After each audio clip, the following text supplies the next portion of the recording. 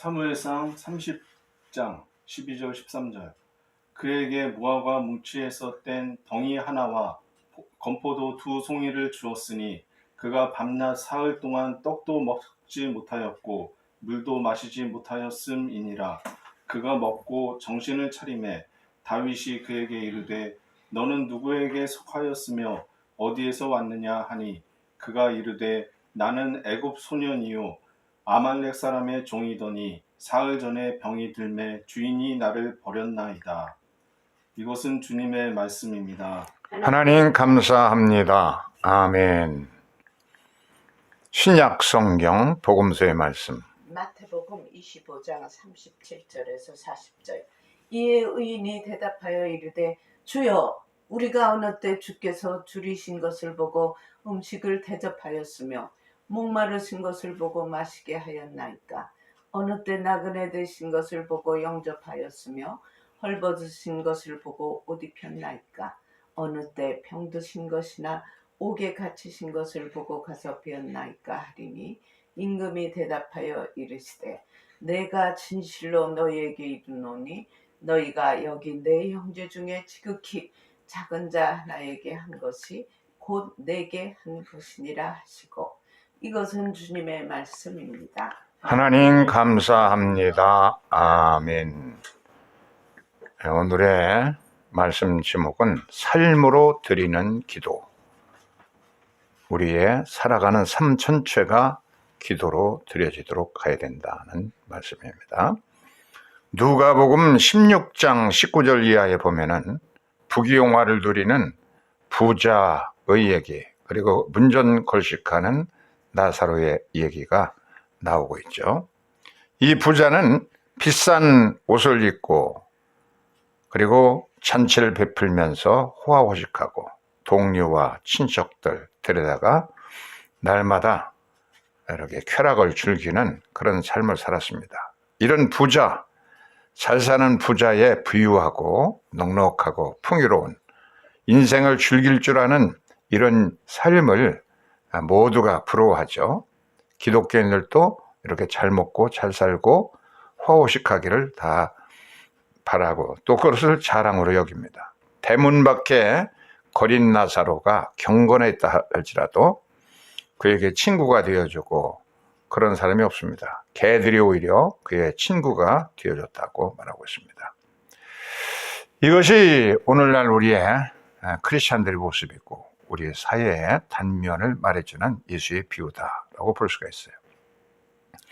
오늘날의 크리스찬들도 잠시 예배를 드리고 나가서 세상에서 돌아가면은 세상 사람들과 똑같이 그렇게 잘 먹고 잘 살고 좋은 아파트에서 좋은 환경에서 인생을 엔조이하려는 그런 본능대로 살아가고 있습니다. 이 세상 사람들과 믿지 않는 사람들과 다를 바가 없는 가치관을 가지고 부귀영화를 부러워하며 살고 있습니다.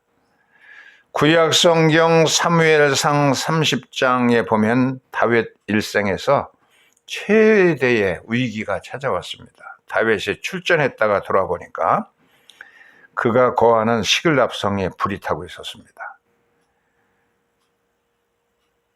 이 아멜렉의 군대가 쳐들어와서 이 성읍의 자기들의 재산을, 다윗 일행의 재산을 전부 탈취해가고, 그리고 아내와 자식들을 전부 볼모로 잡아갔습니다. 이런 처참한 상황에서 성읍 시글락, 다윗에 거하던 성읍 시글락성은 불타버렸고, 그리고 처자식은 전부 뺏겼습니다. 이때 평생 이 다윗을 따르던 사람들도 다윗을 향해서 이렇게 돌멩이를 쳐들면서 참 다윗에게 위기의 순간이 왔습니다. 이때에 다윗은 하나님께 기도하면서 열심히 따라가면은 아멜렉 군대를 잡을 수 있다 하는 하나님 말씀을 듣고서 힘을 내어서 갑니다. 마침 부솔 시내가 범람하고 있습니다. 그래서 600명은 연약하고 허약한 그런 사람들, 약자들, 낙오자들 200명은 그냥 강을 건너지 않고 거기서 지키도록 하고, 그리고 강을 건넌 400명을 데리고서 이제 길을 가는데 길가에 버려진 사람을 보게 됩니다. 다윗이 그냥 급하지만 그러나 이 버려진 사람을 그냥 두고 갈 수가 없습니다. 그래서 그에게 미음을 끓여 먹이고 그러면서 정성껏 돌봐보니까 목숨이 들어왔습니다. 알고 보니까 아멜렉의 대장이 버린 그런 병들으니까 버려둬서 3일 동안 먹지도 못하고 있었던 자인데 그걸 살려주니까 그가 아멜렉 군대의 아지트, 비밀 아지트로 인도해가지고 대대적인 승리를 거두게 됩니다. 그래서 아내들, 빼앗겼던 아내와 아이들을 되찾아올 수가 있었고 아멜렉 군대가 모아놨던 엄청난 전리품을 이제 가지고 들어오게 되죠. 이렇게 마태복음에 보면은 바로 여기에 있는 내 형제 중에 지극히 작은 자 하나에게 한 것이 바로 나에게 한 것이다.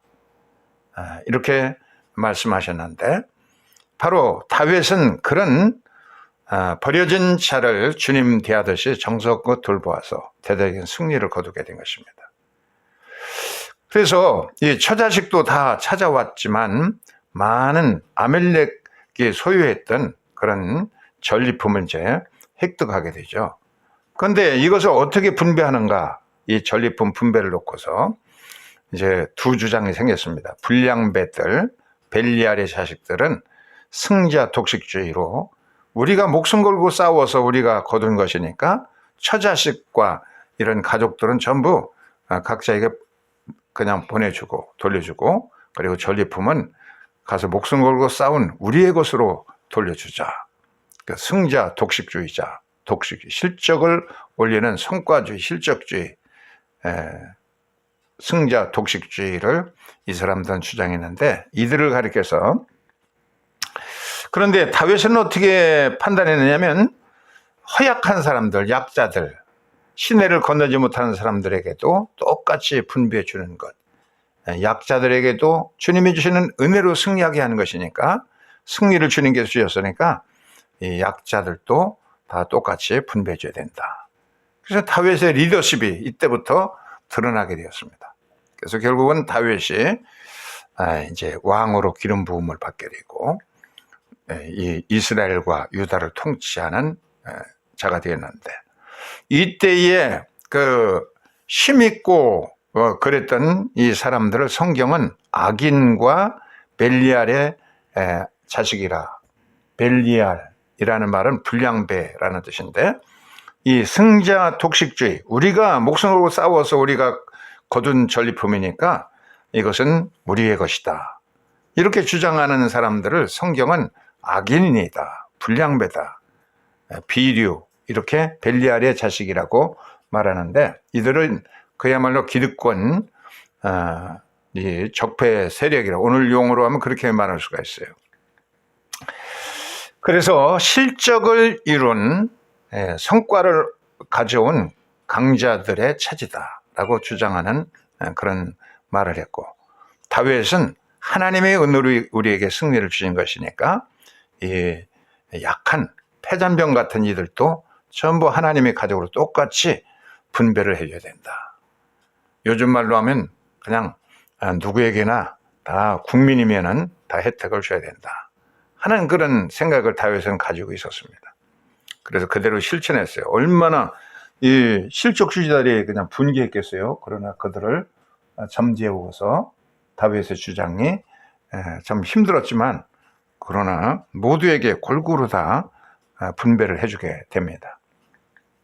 여기 이제 다윗의 큰 리더십이 이제 드러나게 된 것입니다. 오늘의 이제 말씀은 삶으로서 기도를 드려라. 생활신앙에 대한 말씀인데요. 삶으로 기도 생활할 때에 기도와 일상생활이 일치를 이루게 서로가 분별을 교회에 와서 잠깐 예배드리고 그리고 세상으로 돌아가서 세속적인 삶을 산다. 이분법이 아니라 우리의 삶 전체가 기도 드리고 예배 드리는 것 같은 삶을 살도록 하는 큰 엄청난 변화를 볼 수가 있습니다. 잠깐 예배 드리고서 일상생활로 돌아가서 세상과 똑같이 돌아가는 그런 것은 아무런 의미가 없는 겁니다. 예수의 이름으로 그렇게 한다고 그러면 의미가 없는 겁니다. 이 일상생활 자체가 예배가 되고 기도가 되도록 성화되는 성육신된 그런 삶, 이것이 진정한 크리스찬의 모습인 겁니다. 12세기부터 14세기까지 유럽에 번창했던 여성 평신도 모임이 있었는데 이것을 백인회라 그럽니다. 설립자가 베그였기 때문에 이 베그의 가르침을 따른다 해서 이제 백인회가 된 것인데요. 이 백인의 여성들은 전부 귀족 출신입니다. 부유하고 잘 사는 귀족 출신이었는데 당시 귀족 부인들이요 너무 화려하고 사교미에 가서 춤추고 그런 것을 하루의 기쁨으로 여겼습니다. 이렇게 부유하고 사치스러운 귀족 출신들이었는데 거기에 염증을 느끼는 기독교인 여성들이 있었어요. 그래서 이들은 기도를 많이 하면서 이웃에 대해서 우리가 이렇게 먹고 마시고 사치롭게 춤추고 그런 사이에 이 병들고 허약한 일반 대중들을 생각하면서 그들을 돌보는 일을 시작합니다. 그래서 자기의 삶을 절제하고 자기 집을 내어놓고 그러면서 사회적인 약자들, 병자, 소외자들 이 사람들을 돌보면서 이제 기도하는 삶을 살았습니다. 그러니까 핍박을 받았어요. 이거 본인에 대한 좋은 칭찬받을 것인데 당시 교회로부터 이들은 이단자 같이 취급을 받아서 어려움을 겪으면서도 이 일을 한 2, 300년 동안 계속 해나오고 지금까지도 이들이 있는 것입니다. 백인의 명칭 설립자 아까 얘기한 것처럼 베그의 이름에서 따온 것이고 이들은 재산을 전부 사유할 수가 있었습니다. 자기 집도 가질 수 있고 그렇게 하면서 그러면서 세속 생활로 언제든지 돌아갈 수가 있어요. 이 백인에 소속해 있다가 그냥 나는 이제 너무 지쳤다 그러면 사유로 이제 돌아갈 수 있습니다. 그래서 이 사람들이 마치 여성들이기 때문에 수녀같이 살면서 그러나 수녀원이란 그런 고립된 그런 기관에 고립되어 있지 않고 이 공동체 생활을 하면서도 그래서 수도원과 같은 엄격한 규칙도 없고 또 원장도 없고 누가 간섭하는 사람도 없고 세상 속에 살면서 자기 집에 살면서 와가지고 이렇게 불쌍한 사람 돕고 환자들을 돕고 가르치고 그런 헌신적인 삶을 하다가 또 자기 들어갈 때는 자기 집에 들어가서 또 살고 하는 평신도들의 삶입니다. 그래서 가난과 자기 스스로가 부유하지만 재산을 전부 헌납해서 사회를 위해서 내놓고 그것을 병원과 학교로 사용하면서 평민들을 돌보면서 자선하기를 서약하는 그런 삶을 살았습니다. 병자들과 고통받는 이들을 돕는 삶을 살면서 최대하도록 절제하면서 살았기 때문에 마치 수녀들과 같은 모습이었어요. 이런 자진해서 자유스럽게 누가 구박하는 사람도 없고 원장도 없고 규칙도 없고 그냥 이 불쌍한 사람들을 위해서 이렇게 헌신하는 사랑의 불길이 빠른 속도로 유럽 전역에 퍼져나가게 되니까 당시의 교권주의자들은 교황청이라 이런 추기경이 이런 사람들은 이단시하게 되죠. 이 벨기에에서부터 시작되었습니다. 그래서 이 집들을 자기들의 집을 재산을 헌납해서 바쳤기 때문에 이런 거대한 시설들 이제 병원과 학교로 사용하게 되었고요. 주거 공간으로 집도 제공하게 되고 그래서 이것이 많이 참 마치 들불처럼 이제 번져가게 되죠. 이 백인회는 14세기 네덜란드 지방에서 시작이 되어가지고 그래가지고 이제 번져가게 됩니다. 이거 보세요. 도시에 얼마나 많은 백인애들이 퍼져가고 있는지 국경을 넘어서 벨기에로 또 프랑스로 스페인으로 독일로 이제 퍼져가게 됩니다. 이들이 살아가는 것은 수녀들과 같이 그렇게 검소하게 살아갔지만 누가 간섭하는 사람도 없고 자진해서 규칙도 어떤 엄격한 규칙이나 원장도 누가 이를 다스리는 사람도 없지만 검소하게 절제하며 살아갔습니다. 그래서 예수께서 마지막에 비유로 말씀하신 예수님의 가르침에 따라서 살아가는 겁니다. 마태복음 25장 37절로 40절 한번 읽어보겠어요. 빨간 글씨 같이 읽겠습니다. 시작. 이에 의인들이 대답하여 이르되 주여 우리가 어느 때에 주께서 줄이신 것을 보고 음식을 대접하였으며 목마르신 것을 보고 마시게 하였나이까? 어느 때에 나그네 되신 것을 보고 영접하였으며 헐벗으신 것을 보고 옷 입혔나이까? 어느 때에 병드신 것이나 옥에 갇힌 것을 보고 가서 배웠나이까? 하리니 임금이 대답하여 이르시되 내가 진실로 너희에게 이르노니 너희가 여기 내 형제 중에 지극히 작은 자 하나에게 한 것이 곧 내게 한 것이니라 하시고. 네, 천국 들어가는 그 자격이 우리가 예수 이름으로 귀신을 쫓아내고 병을 고치고 능력을 행하지 않았나이까? 그럴 때 주님께서는 이 불법을 행하는 자들아 내대로 물러가라. 나는 너희를 전혀 모른다. 그렇게 말씀하셨어요. 그러면 바로 어떻게 하면 우리가 천국 들어갈 수 있느냐? 우리의 주변에 정말 그 가장 어려운 사람들, 이런 소외자들을 줄인 자에게 먹을 것을 주고 목마른 자를 마시게 하고 이렇게 돌봐주는 것, 이것을 바로 주님께 한 것이라고 말씀하신 것입니다. 백인이처럼 삶으로 우리의 삶으로 교회 와서 잠깐 예배드리고 세상에 들어가 세속 사람들과 똑같이 살아가는 그런 삶이 아니라 우리의 일상생활 자체가 이제 기도로 예배로 승화될 수 있는 비결은 어떻게 하느냐? 첫째는 물질을 바치는 삶은 예수님과 좀 더 친밀해지게 된다. 주님은 모든 걸 비우고 하늘에서부터 내려와서 낮아지셨는데 우리를 또 그런 주님의 모습을 닮아간다고 그러면은 우리의 물질을 가지고서 주님께 쓸 수가 있습니다. 쾌락을 위해서 더 좋은 것을 가지고 그렇게 하려면 돈이 더 많이 들어갈 텐데 이런 것을 최소한 절제하면서 소비하든 많이 쓰고 향락을 누려야 이게 복이라고 크리스천들도 생각하죠. 그러나 이것을 절제하면서 자기 집을 내어놓고 이런 섬기는 삶을 살면은 남들이 알지 못하는 속에서부터 생수가 터져나오게 됩니다. 기쁨을 비로소 찾게 되죠. 그래서 세상 것들이 전에는 뭐 콜라를 마셔야 되고 뭐 이런 세상의 것들을 해야 기뻤는데 이런 자기를 절제하면서 남을 위해서 헌신하고 바칠 수 있는 것은 우리의 인생에 기쁨을 주는 것이죠. 두 번째는 물질 바치는 삶은 이웃과 관계를 변화시키게 됩니다. 기도할수록 이웃을 섬기게 된다는 것을 백인은 알게 됩니다. 더 깊이 묵상하면서 기도하고 그러면은 걸리는 사람도 있습니다.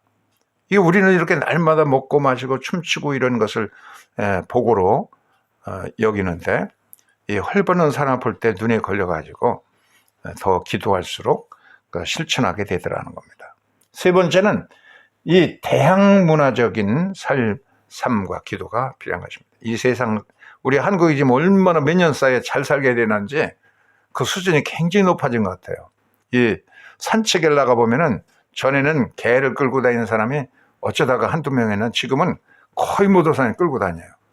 이 이발도 해주고 주사도 맞춰야 되고 그러니까 굉장히 많이 돈이 들어가는 건데 그만큼 이 향락적인 문화로 이제 바뀌게 된 것이죠. 이런 것에 대해서 백인의 부인들은 오히려 자기들이 누리는 사치를 혐오하게 되었어요. 그러니까 날마다 먹고 마시고 춤추는 거 남들이 부러워하는 것이지만 이것은 정말로 크리스찬으로서 있을 수 없는 것이다. 그래서 자진해서 그런 생활을 다 절제하고 자기 집을 바치고 그러면서 병원으로 사용하고 학교로 사용하면서 굶주리고 헐벗는 소외자들을 돌보는 일에 나섰으니까 당시에 향락문화에 보면 이 사람들은 일종의 그냥 안티하는 우리는 그렇게 살 수가 없다. 하나님의 자녀로서 이것은 정말로 잘못된 삶이다. 하나의 새로운 대안문화를 맺는 것이죠. 그렇게 하다 보니까 모두가 부러워하는 겁니다. 야, 저 백인 애들은 정말 훌륭하다. 그러니까 당시에 삐뚤어진 교황청과 추기경들 이런 사람들은 이단시하게 되는 것이죠. 그래서 이단으로 몰려가지고 폐쇄령이 내려가지고 어려웠지만 그런 속에서도 계속하게 되었습니다. 이런 세상의 쾌락 문화가 번성할수록 크리스천들은 거기에 대항하는 신선한 새로운 문화를 만들어 나가야 된다는데 백인회가 우리에게 본이 된 것이었습니다. 이 교인들이 교회 성소도 하고 주방봉사도 하고 재해기금도 모아서 어려움당하는 세상에 보내자. 거기에 이제 선뜻 나설 수가 있어요. 믿음 있는 사람들은. 그런데 이 노숙자들을 환대하고 이렇게 가끔 교회를 목회할 때 보면은 노숙자들이 찾아오는데 그 사람들이 요구는 밥을 좀 달라. 그러니까 돈을 주면 이거 라면 사고 그러면 끓이기도 어렵고 그러니까 교인들 먹고 나면 밥을 달라고 그러더라고요. 어떤 청년도 노숙자가 있었는데 꼭 밥을 달래. 그래서 교회 좀 나오라고 그랬더니 아이고 자기 같은 사람이 교회 나오면 다 교인들이 싫어한다는 거예요. 냄새나고 그래서 싫어한다는. 이 노숙자들이 나오는 것을 참 대부분 사람들 요즘 교인들은 싫어하는 거예요. 기피 현상이 생깁니다. 그리고 거린들을 자기 집에 재워주는 거, 이게 믿음이 강한 사람도 할 수 없어요. 이런 것을 하는 데는 정말 선뜻 나서지 못하기 때문에 실천하는데, 말로는 아는데 그걸 실천하는 데는 굉장히 용기가 필요하고 실천, 행동이 필요한 것이죠. 실천과 행동에는 우리의 힘으로 되지 않습니다. 정말 백인회와 같이 눈에 밟혀가지고 날마다 먹고 춤추고 향락을 즐기는 것들이 거부감이 생기기 때문에 그걸 처분하고 실천하려면 굉장한 깊은 기도가 필요하다는 것. 침묵 기도는 바로 새로운 우물 돋게 하게 되고 조금씩 새로운 가능성을 우리에게 행동하게 합니다. 백인회처럼 우리의 삶이 기도가 되도록 하는 훈련이 필요합니다. 그들은 귀족 출신이고 부유했지만 그러나 절제하면서 섬기는 삶을 실천하는 것이죠. 감신대를 다닐 때에 오골 선교사라는 사람이 이제 교수가 있었는데 이 사람은 54년도에 한국에 와서 한국 동란 이후에 이제 한국에 와가지고 20년간 살았습니다. 이 사람은 경영학 박사이기 때문에 서울대 상대 교수로도 재임했는데 그때 이 학생들 너희들이 이렇게 가서 뭐 잘 먹고 잘 사는 게 목적이 아니라 이 한국 사회를 이해하려면은 이 공장에 가서 일해봐야 된다. 그래서 신학생들도 공장으로 보내고 그리고 이 상대 학생들도 공장으로 보내서 위장 취업이라는 것이 이 사람부터 시작한 이 오골인데 늘 흡수룩한 모습으로 나타나서 성육신의 신학을 가르쳤습니다.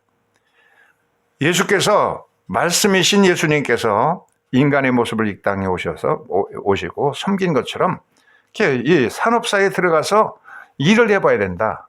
그러기 위해서부터 거기서부터 새로운 목회도 열리고 새로운 안목으로 너희들이 배운 이 경영학을 새롭게 실천해 갈 수 있다. 라고 해서 많은 대학생들이 신학생들도 산업 현장에 가서 일했고 그리고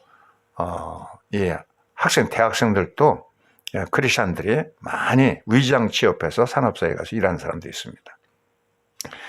그 가운데 대표적으로 조화순 목사도 교사 뭐 이런 거 하다가 감신대 들어와서 이 사람한테 훈련을 받고 산업사에 가서 그냥 공순이로서 그렇게 일하면서 그 아픔과 모든 것을 통해서 자기가 실천하고 새로운 이제 목회 안목을 가지게 돼요. 노동조합 운동을 했죠. 조졸 오골은 이런 컨테이너 박스에 살아서 인천의 하수동에 자기는 이렇게 최고의 절제를 하면서 모든 선교비 보내오는 것을 신학생들을 훈련하기 위해서 산업 현장에 보내고 또 일반 대학생들도 노동자들과 같이 하는 일해가 봐라. 산업 현장에 보내서 위장 취업을 시켰던 인물입니다.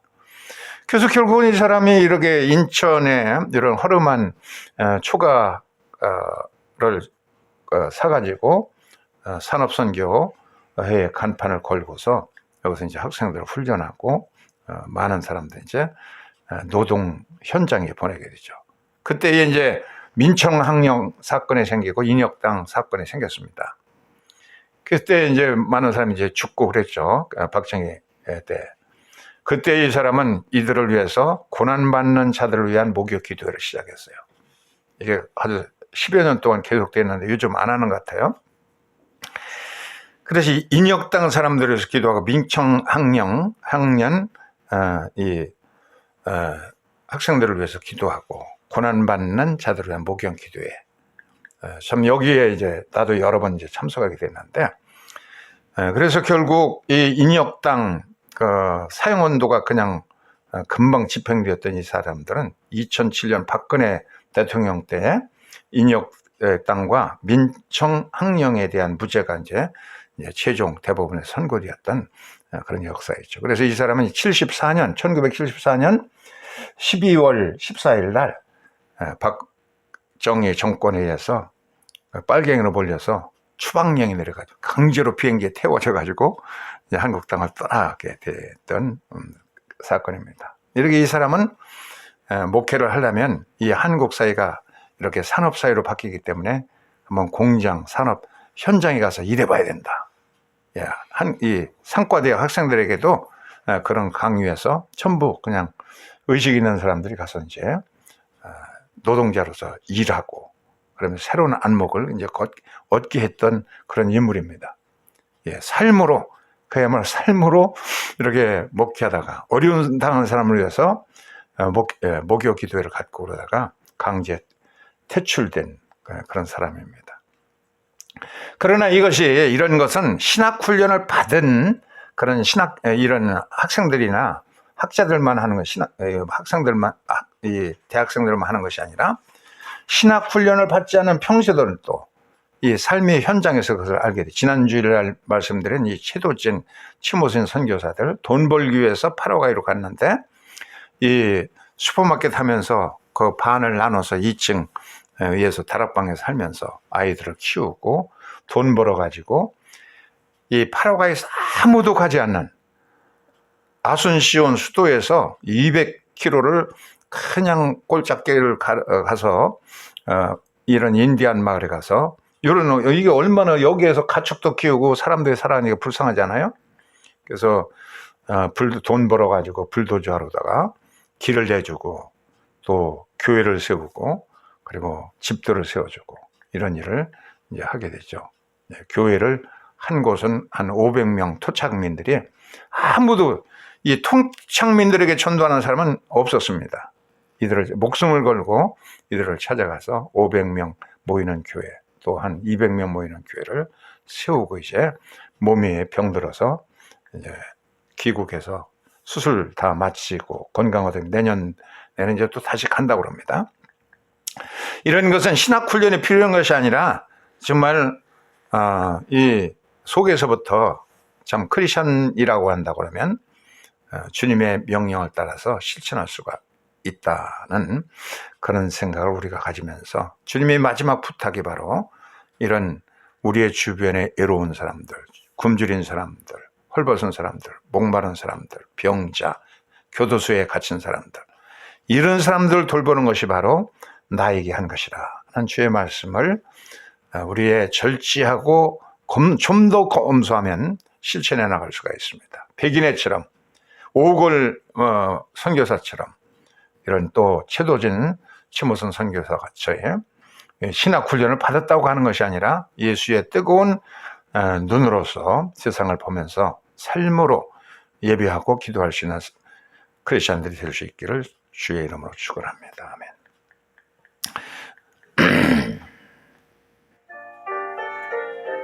헌금을 하겠습니다.